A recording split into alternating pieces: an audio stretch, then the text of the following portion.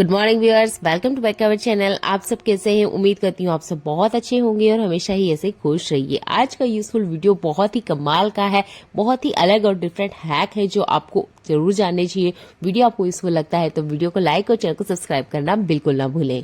इन काम को करते हुए हम बहुत ज्यादा थक भी जाती है। अगर एक दिन भी हम ये काम ना करें तो दूसरे दिन हमें यही काम डबल हो जाते हैं, यानी कि हमारे काम तो खत्म होने का नाम ही नहीं लेते हैं। तो क्यों ना अपनाए जाएं कुछ स्पेशल हैक कि हम एक दिन आराम भी करें तो हमारे घर के काम बिल्कुल ना रुके। तो पहला यूजफुल टिप मेरा शहद और शक्कर को लेके है। ये मीठी चीजें हमारे घर में होती है। क्या होता है, हम कितना भी केयर कर ले इसके आसपास चींटी आ ही जाती है। अगर चींटी आ जाए तो वो इन्हें खराब कर देती है, जिसके बाद हमें इन्हें खाने का बिल्कुल मन नहीं करता है। तो आपने क्या करना है, एक कॉटन बॉल लेना है और उसके बाद जो व्हाइट विनेगर हमारे घर में होता है, चाइनीज खाने में यूज किया जाता है, इसको इसके ऊपर हल्का सा डालना है, यानी कि हमारा जो कॉटन है उसको गीला कर लेना है।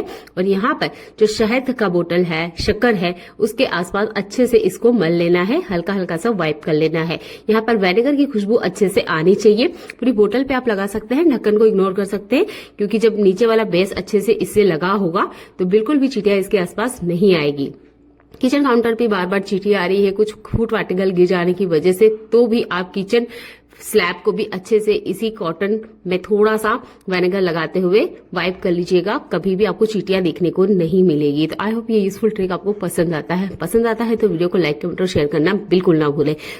बहुत ही कमाल का हैक है, एक बार तो आप करके जरूर देखिएगा, आपकी बहुत सारी समस्याओं का हल हो जाएगा। अगला यूजफुल हैक मेरे केले को लेके है। ये केले मेरे यहाँ दिन में आए थे, मैंने सोचा कि शाम तक मैंने देखूंगी, पर शाम तक ही देखिए इसके पीछे वाले 2 केले खराब हो चुके हैं। तो आपके घर में भी ऐसा होता होगा, जब केला आ जाता है तो ये केले ना चलते ही रही है, यानी जिस दिन लाए उसके 1-2 दिन के अंदर ही हमें इन्हें कंज्यूम करना होता है। हम इन्हें रख नहीं सकते क्योंकि बहुत ज्यादा पके हुए केले होते हैं। और इस तरह के केले को कैसे हम रखें कि वो 2-4 दिन तो चले ही चले, तो आपने क्या करना है, जिस भी पॉली बैग में आ रहे हैं या आप कोई डोरी ले लीजिएगा। तो इसी बैग में ये आए थे और इसी को मैं यूज करते हुए इसे अच्छे से हैंग करूंगी, ताकि जो केले हैं अगले 3 दिन तक ऐसे के ऐसे ही बने रहे, बिल्कुल खराब ना हो।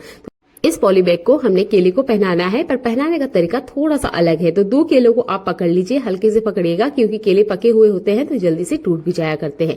तो जिस तरीके से मैं इन्हें पहना रही हूँ उसी तरीके से हमने इसे पहनाना है। हैंडल वाले हिस्से से 2-2 केले पकड़िए और इसके डंठल की तरफ ऊपर की तरफ ले जाइए। आप देखेंगे ये आराम से हैंग हो गए हैं। अब इस पॉली बैग को आप किसी कील पे हैंग कर दीजिए या किसी भी ऐसी जगह पर जहां पर ये फ्री रहे, यानी कि अच्छे से इस तरीके से मूव हो सके, जैसे कि मैं आपको भी करके दिखा रही हूँ। बिल्कुल इस तरीके से लटकाना है हमने, ताकि हवा आसपास होती रहे और बिल्कुल भी केले खराब नहीं हो। छोटा सा ट्रिक है, अपना के देखिएगा। अगर आपके घर में भी केले आते हैं और बहुत जल्दी खराब हो जाते हैं, घर में बच्चे हो बड़े हो, सबको इस तरह का बोतल लगता है। यहाँ पर आप देख सकते हैं इस बोतल पे मैंने रबड़ लगा रखा है। अगर बोतल किसी तरीके से भी लीक कर रही है, पानी बाहर आ जाता है, तो आप रबड़ का यूज कर सकते हैं। इससे पानी बिल्कुल बाहर नहीं आता है। ये पानी वाली बोतल का जब हम लॉन्ग टाइम तक यूज करते हैं तो आपने देखा होगा इसके अंदर से बैड स्मेल आने लग जाती है। तो इन बोतल को हम बहुत तरीके से क्लीन कर सकते हैं, पर उसके बाद भी ना हम महिलाओं का मन नहीं मानता है। हमारी इच्छा होती है काश किसी तरीके से इसके अंदर हमारा हाथ चला जाता और हम स्क्रबर से अच्छे से इसे क्लीन कर पाते तो बहुत अच्छी बात होती। तो आज हम इसे स्क्रबर से ही क्लीन करेंगे, पर हाथ नहीं डालेंगे। तो जब भी आप बोतल क्लीन करें, फ्रेश वाला नया स्क्रबर ही यूज करें, क्योंकि पुराने जो स्क्रबर होते हैं उससे हम बर्तन भी क्लीन करते हैं। अगर किसी तरीके से बैक्टीरिया है तो बोतल के अंदर जा सकते हैं। तो कुछ भी इस तरीके का टूल या करछी पलटाप ले लीजिएगा जो कि बोतल के अंदर बहुत अच्छे से जा सके और मूव करवाए। तो हमने क्या करना है, इस स्क्रबर को अच्छे से इसके ऊपर टाई कर लेना है। यहाँ पर आप रबड़ का भी यूज कर सकते हैं, धागे का भी यूज कर सकते हैं। तो फिलहाल में तो मैंने यहाँ पे रबड़ का यूज किया है। अच्छे से इसे बांध लेंगे तो ये खिसकेगा नहीं और निकलेगा भी नहीं। इस तरीके से आप इसे बांध लीजिएगा। इसके बाद में एक सॉल्यूशन हम बना के रेडी करेंगे, जिससे ये बोतल एक ही बार में क्लीन हो जाएगी, अंदर तक अच्छे से चमक भी आ जाएगी और किसी तरह की बैड स्मेल होगी ना वो भी खत्म हो जाएगी। तो इसके लिए हमने क्या करना है, 1 चम्मच लेना है हमने बर्तन धोने का साबुन या बर्तन धोने का लिक्विड, जो भी आप यूज करते हैं। इसे और इफेक्टिव बनाने के लिए हम यूज करेंगे यहाँ पर मीठे सोडे का। मीठे सोडा इसके अंदर जितनी भी गंदगी है उसको अच्छे से फुला देगा। स्क्रबर बहुत अच्छे से काम करेगा। अगर फिर भी बैड स्मेल नहीं जा रही है तो आप विनेगर का भी ऐड कर सकते हैं। मैंने यहाँ पर सिंपल पानी ही लिया है, क्योंकि इन बोतल को मैं क्लीन करती रहती हूँ। तो आपने अच्छे से इसे मिक्स कर लेना है। इसके बाद में बोतल के अंदर जिस तरीके से हम बर्तन क्लीन करते हैं, बिल्कुल उसी तरीके से ये बोतल के अंदर अच्छे से स्क्रबर का काम करेगा और ये बोतल अंदर से आपके मन चाहे तरीके से क्लीन हो जाएगी। तो हम महिलाएं हैं तो हमें इस बात की बहुत ज्यादा टेंशन होती है कि हमारे बच्चे या हमारे घर के मेंबर जो पानी यूज कर रहे हैं पीने में वो बर्तन क्लीन है भी या नहीं है। बाहर से तो हम इसे बहुत अच्छे से क्लीन कर लेते हैं पर अंदर क्लीन कर नहीं हो पाता है, जिसकी वजह से हम बहुत ज्यादा टेंशन में भी रहते हैं। इसके अंदर की जो सरफेस होती है वो बहुत ज्यादा चिपचिपाहट हो जाती है, गंदी हो जाती है, क्योंकि ग्लास में भी अगर आप 4 दिन पानी रखते हैं तो आपने देखा होगा एक पतली लेयर ग्लास के अंदर भी आ जाती है। तो क्यों ना इस बोतल के अंदर आती होगी जब हम इसे बहुत टाइम तक यूज करते हैं। तो सिंपल सी बात है, आती ही है, स्मेल भी आती है और ये गंदी भी रहती है। तो इस तरीके से ना आप स्क्रबर बना लीजिए और जितनी भी बोतल्स है उनको हफ्ते में एक बार तो जरूर क्लीन करें। ये बहुत ही कमाल का हैक है, जरूर यूज करके देखिएगा। मुझे तो बहुत ज्यादा यूज में आता है क्योंकि मेरे बच्चे इस तरह की बोतल्स का यूज करते हैं और सभी घर में इन बोतल का यूज होता जाता है। इसके बाद में ये जो बचा हुआ सॉल्यूशन है, स्क्रबर है, इसे बिल्कुल मत फेंकिएगा। इसका यूज कर सकते हैं आप बर्तन धोने के लिए, बर्तन भी बहुत अच्छे से इससे साफ हो जाते हैं। बोतल क्लीन करने का ये तरीका आपको अच्छा लगता है तो वीडियो को शेयर करना बिल्कुल ना भूलें, क्योंकि ये यूजफुल ट्रिक हर किसी को पता होना चाहिए। चलिए बढ़ते हैं अगले यूजफुल हैक के लिए। हमारे घर में ना एक चीज बहुत कॉमन है जो कि यूज होती है, वो है चाय छलनी। स्टील की जो चाय छलनी होती है उसको साफ करने के आपने अनेकों तरीके देखे होंगे, उसके बाद भी ये क्लीन नहीं होती है, गंदी होती है। पहले तरीके में तो आपको यही बताया गया होगा कि बर्नर पे इसे रख दीजिए और बर्नर पे इसे अच्छे से जला लीजिए। बहुत ही कमाल का हैक है, करना भी चाहिए। अगर बहुत ज्यादा छलनी गंदी हो चुकी है, चिपचिपी हो चुकी है, तो ट्रिक बहुत ज्यादा काम आती है। इसके बाद में जब काली हो जाए तो उसे कैसे क्लीन करें, तो उसके लिए आपने लेना है एक भगोने में पानी इतना लीजिएगा जिसमें कि ये छलनी अच्छे से डीप हो जाए। मैं थोड़ा सा पानी इसमें ऐड करूंगी, तो जितनी भी छलनियां हैं आपके पास उन छलनियों को इस पानी में डाल दीजिए। तो छलनी डूब जाए इतना पानी हमने लेना है। इसके बाद में हम यहाँ यूज करेंगे मीठे सोडे का। जितना भी आप बर्तन ले रहे हैं उसके हिसाब से ही आपने यहाँ पे मीठा सोडा लेना है। मैं 2 छलनियां यूज कर रही हूँ तो मैं 2 चम्मच यहाँ पे मीठा सोडा ले रही हूँ, क्योंकि छलनियां बहुत ज्यादा गंदी है। मैं सोच ही रही थी कि इनको बदल दूं, तो मैंने सोचा क्यों ना एक ट्रिक यूज किया जाए। अगर ये क्लीन हो जाती है तो बढ़िया है, नहीं होती है तो हम इसको चेंज करेंगे ही, क्योंकि गंदी छलनियां बिल्कुल यूज नहीं करनी चाहिए। यहाँ पर बर्तन धोने का मैंने लिक्विड लिया है। इस सॉल्यूशन को बढ़िया से हमने 10 मिनट तक मीडियम फ्लेम पर उकालना है। फ्लेम का ध्यान रखिएगा क्योंकि ये सॉल्यूशन फॉर्म के रूप में आ जाएगा, इसके बाद में ये गैस से नीचे भी गिर सकता है। तो अच्छे से इसे मिक्स कर दीजिएगा और मीडियम फ्लेम पर अच्छे से इसे चलाते रहिएगा। 10 मिनट तक अच्छे से इसे इसी सॉल्यूशन के अंदर डीप रहने दीजिएगा। जब ये रूम टेम्परेचर पे आ जाए उसके बाद में हमने इसे क्लीन करना है। यहाँ पर ये हल्का सा ठंडा हो चुका है, क्योंकि मैं अभी वीडियो शूट कर रही हूँ तो अभी दिखाना बहुत जरूरी है। तो हल्का हल्का ही गर्म है और ये छलनियां ना मैंने बाहर निकाल ली है। आप देखेंगे अभी भी ये क्लीन नहीं हुई है, बस इसके आसपास जितनी चिपचिपी गंदगी है वो ढीली हो चुकी है। जैसे कि आप छलनी देख सकते हैं ये बहुत ज्यादा गंदी है और मेरा मन तो बिल्कुल नहीं कर रहा था कि मैं इसे यूज करूं, और काफी टाइम से मैंने इसे यूज किया भी नहीं था, रख रखा था और सोचा था कि नई छलनी ले आऊं। तो अब मैं इस छलनी को क्लीन करने वाली हूँ पुराने वाले टूथब्रश से। कभी भी जूने का यूज छलनी में ना करें, इससे छलनियां उल्टी खराब हो जाती है और जूना इसके अंदर फंस के रह जाता है, जो कि चाय में भी आ सकता है या खाने में भी किसी तरीके से चला जा सकता है। तो टूथब्रश से अच्छे से क्लीन कर लीजिए। और अब मुझे आप फर्क करके बताइए पुरानी छलनी कौन सी है, नई छलनी कौन सी है। तो जो सीधे हाथ में मेरी छलनी है वो नई है और उल्टे हाथ में जो छलनी है वो पुरानी है। दोनों ही छलनियों में फर्क करना मुश्किल हो जाता है कि छलनियां कौन सी है। तो छलनियां बहुत ज्यादा गंदी हो जाती है और छलनियों को आप यूज करते हैं डेली लाइफ में, इस तरह की स्टील की स्टैंडर हो, कोई सी भी छलनी हो, उनको क्लीन करने के लिए इस तरीके को जरूर अपनाएं। ये तरीका बहुत ही कमाल का है। मेरी छलनियां तो बहुत अच्छे से क्लीन हो गई है। एक बार आप भी जरूर करके देखिएगा अगर छलनियां आपके घर में भी गंदी रखी हुई हो। और अगला यूजफुल हैक, अगर आपके घर में छोटे बच्चे हैं तो बहुत ज्यादा काम आने वाला है। मेरे घर में 2 छोटे बच्चे हैं। जब भी मैं उन्हें कॉफी, दूध या चाय देती हूँ तो अक्सर ना वो आपस में झगड़ने लग जाते हैं, क्योंकि कप एक जैसे देखते हैं, उन्हें पहचान नहीं आती है।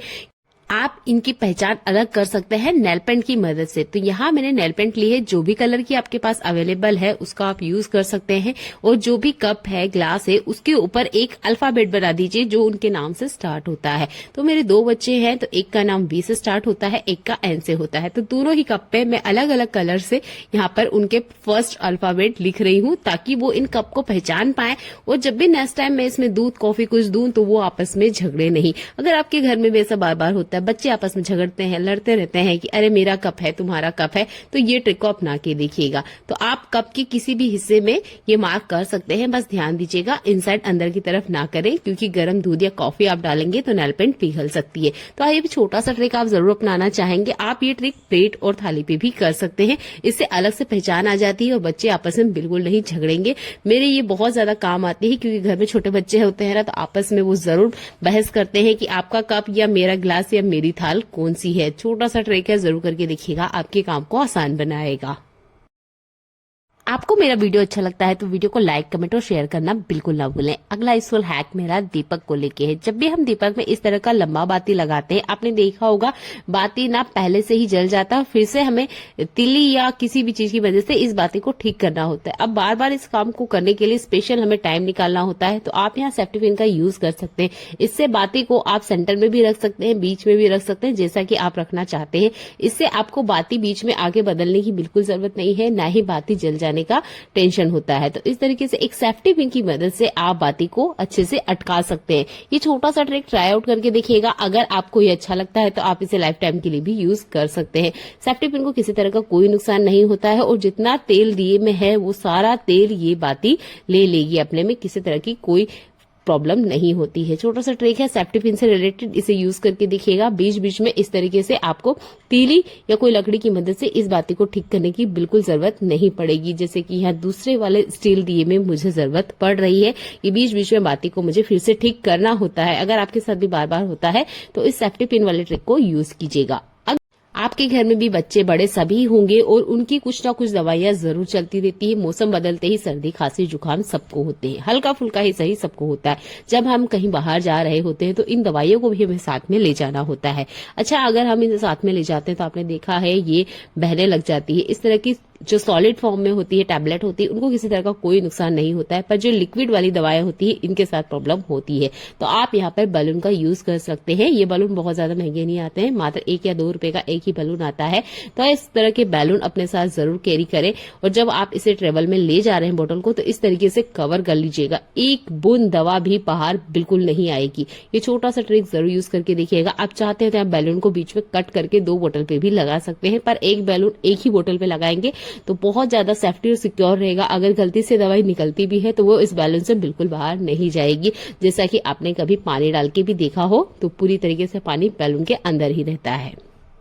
पापड़ का स्वाद हर खाने के स्वाद को बढ़ा देता है और इसको हम बहुत ज्यादा यूज करते हैं हमारे खाने में। 2 तरीके से इसका यूज किया जाता है। एक तो आप इसे सेक के यूज कर सकते हैं, दूसरा इसे आप तेल में फ्राई करते हैं। सेकने में किसी तरह की कोई दिक्कत नहीं होती है, डायरेक्ट आप इसे बर्नर पे रख दीजिए और आराम से सीख जाते हैं। आप यहाँ देख सकते हैं पापड़ का साइज छोटा है। अगर छोटे साइज का पापड़ है तो आप बर्तन भी छोटा ही लीजिए। बड़े बर्तन को लेंगे ज्यादा टाइम लेगा वो गर्म होने में। छोटा बर्तन अगर आप लेते हैं तो तेल भी जल्दी से गर्म हो जाएगा और बर्तन भी ज्यादा गर्म नहीं होगा, जिससे हमारी गैस की बचत होगी। तो इस तरीके से छोटे बर्तन का यूज करें। जैसे कि हमें कम सब्जी बनानी होती है तो हम छोटे बर्तन का यूज करते हैं, बिल्कुल वैसे ही पापड़ को भी अगर आप फ्राई कर रहे हैं तो छोटे बर्तन का ही यूज करें।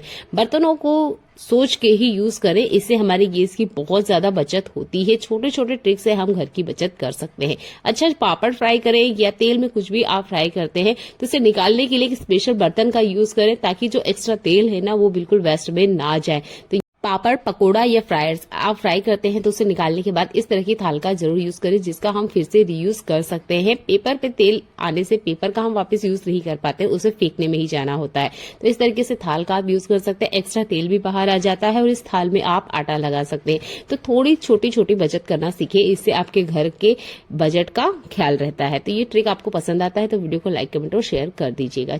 आटा लगाने के बाद पेड़े बनाने के लिए हमेशा आप चाकू का यूज करें। चाकू से आप एक समान एक आकार के पेड़े काट सकते हैं। इस तरीके से अगर हम हाथों का यूज करते हैं तो आपने देखा होगा हम कितने भी हाथों को क्लीन क्यों ना कर ले, नाखूनों में बैक्टीरिया होते ही है।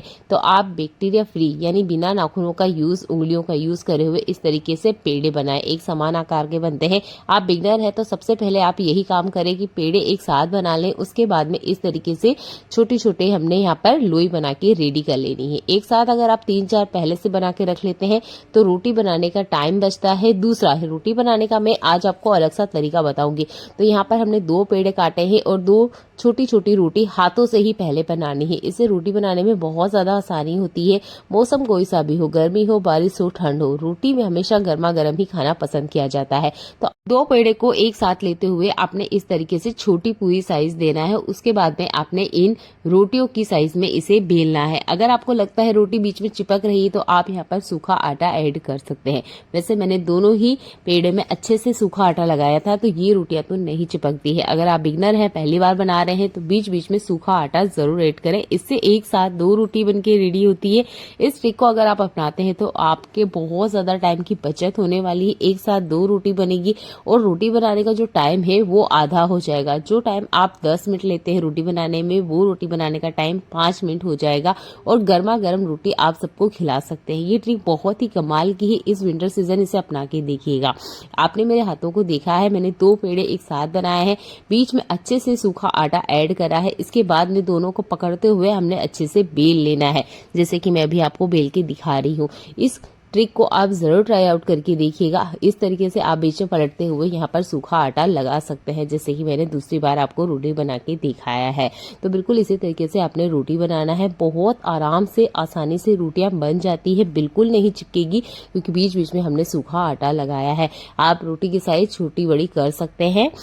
एक साथ 2 रोटी बनाने का ये ट्रिक आपको पसंद आता है तो वीडियो को लाइक करना बिल्कुल ना भूलें। आप बिगनर हैं या आप रोटी बनाते रहते हैं तो एक मिस्टेक अक्सर होती है कि रोटी ना पहले चिपकती है, यानी पहली रोटी जो अब भी हम तवे पे डालते हैं तो वो रोटी चिपकती है। उसकी चिपकने की एक ही वजह होती है, आपने तवे को ठीक से प्री हीट नहीं किया है। तो हमेशा तवे को पहले से बढ़िया से प्री हीट करें, उसके बाद ही इस पे रोटी रखें।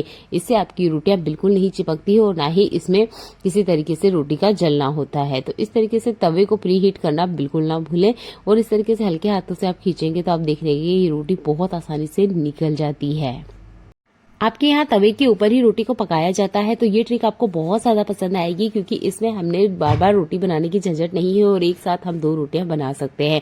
तो बहुत से घरों में ना कॉटन के कपड़े से इसी तरीके से तवे के ऊपर ही रोटियों को पकाया जाता है। और गैस पे अगर आप रोटी बनाते हैं तो यही तरीका रोटी बनाने का सबसे बेस्ट है क्योंकि गैस की फ्लेम पर बहुत लॉन्ग टाइम तक अगर रोटियां बनाकर हम खा रहे हैं तो उसके हानिकारक प्रभाव देखने में आते हैं। तो इस तरीके से हमेशा जब भी आप गैस पे रोटी बनाते हैं तो तवे के ऊपर ही सेकिए, इससे रोटियां बहुत अच्छे से पकती है। और मैंने एक के ऊपर एक 2 रोटी रखी है तो इवनली ये पकती है। आई होप ये ट्रिक आपको पसंद आता है। अगले ट्रिक में यहाँ पर मैं दूसरे तरीके से आपको यही डबल रोटी पका के बता रही हूँ। जैसे कि मैंने इन्हें बेला है, बिल्कुल वैसे ही आपने इसे बेलना है। अगर किसी तरीके से ये थोड़ा सा चिपकता है तो थोड़ा सा वेट कीजिएगा ताकि ये अपने आप खुद से खुल जाए। इसके बाद में एक तरफ हमने थोड़ा सा कच्चा रखना है और दूसरी तरफ इसको अच्छे से पकाना है। जैसे कि नॉर्मल हम एक रोटी को पकाते हैं उसी तरीके से हमने इन 2 रोटियों को पकाना है। जब ये बढ़िया से पक जाएगी फिर आप इसे गैस फ्लेम पे पका लीजिए। ये ट्रिक बहुत ही आसान है और इस तरीके से आप रोटियां बनाते हैं तो आपकी रोटी बनाने का टाइम भी आधा होता है और जिन भी फैमिली मेंबर को आप रोटी खिला रहे हैं गर्मा गर्म रोटियां एक साथ खिला सकते हैं। आई होप ये ट्रिक आपको पसंद आती है। ट्रिक आपको पसंद आती है तो वीडियो को लाइक, कमेंट और शेयर करना बिल्कुल ना भूलें। चैनल पे पहली बार आए तो जरूर सब्सक्राइब कर लीजिएगा। चलिए मिलते हैं अगली ऐसी यूजफुल वीडियो में।